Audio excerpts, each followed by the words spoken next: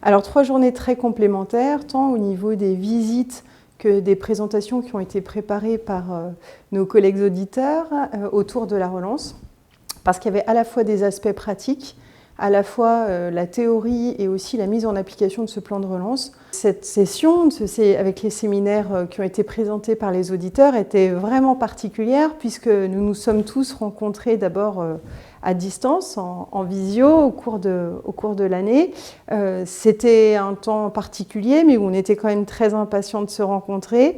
Et au fur et à mesure, entre le séminaire de Montpellier et celui qui a eu lieu ici à Paris, on a pu faire plus ample connaissance et du coup concrétiser ce projet de séminaire.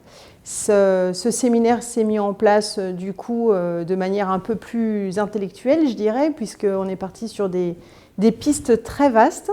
Je pense que c'était un peu le cas pour les 3 groupes, mais en tout cas sur transition écologique et relance économique, c'était très important. Et on a dû faire phosphorer autour de nos réalités professionnelles pour parvenir à réaliser ce séminaire.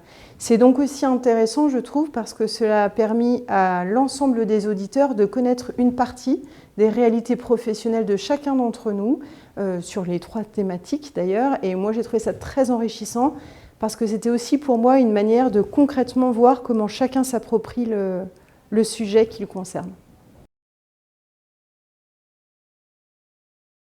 Alors, mon intervenant préféré, c'était François Brézot de CDG Alliance, bien évidemment parce que les problématiques d'emploi me plaisent particulièrement. Elles sont au cœur de mon activité syndicale et du coup, j'ai beaucoup apprécié la façon dont l'aéroport Roissy-Charles de Gaulle a réussi à réaliser cette mutualisation des services, au sein notamment de la Cité des métiers également, pour permettre une vraie dynamique et une mise en commun des services en faveur de l'emploi.